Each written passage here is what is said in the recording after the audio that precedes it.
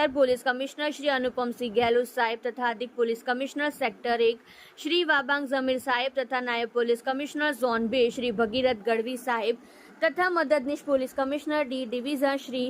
વી.એમ. જાડેજા સાહેબનાઓની સૂચના મુજબ સુરત શહેરમાં કાયદો અને વ્યવસ્થાની પરિસ્થિતિ જળવાઈ રહે અને અસામાજિક પ્રવૃત્તિ અને ગુનાખોરીને ડામવા તેમજ ભેસ્તાન વિસ્તારમાં રહેતા અસામાજિક તત્વો વિરુદ્ધમાં પગલાં લેવા માટે તેમજ અસામાજિક તત્વો જ્યાં રોકાવાની શક્યતા હોય તેવા વિસ્તારોમાં કોમ્બિંગની કાર્યવાહી કરવાની સૂચના આપેલ હોય, જેથી સુરત શહેરના ડિંડોલી પોલીસ સ્ટેશન વિસ્તારમાં આવેલ ભેસ્તાન આવાસ વિસ્તારમાં ડીસીપી ઝોન 2 વિસ્તારના ડિંડોલી, લિંબાયત, ઉધના, ગોડાદરા, સલાબતપુરા પોલીસ સ્ટેશનનો અધિકારી કર્મચારીઓની અલગ અલગ ટીમો બનાવી આજરોજ તારીખ 6 જૂન 2024ના કલાક 8 થી કલાક 11 વાગ્યા દરમિયાન કોમ્બિંગનું આયોજન કરવામાં આવેલ, જેમાં નીચે મુજબની કામગીરી કરવામાં આવે છે.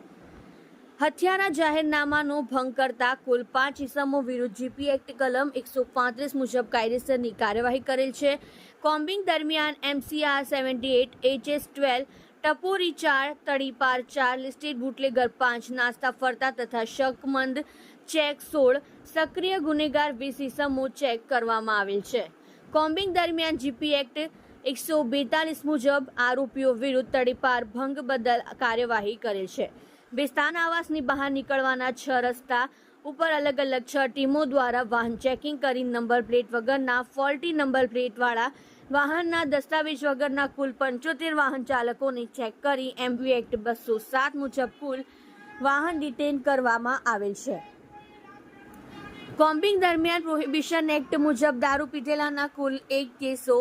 કરવામાં આવેલ છે.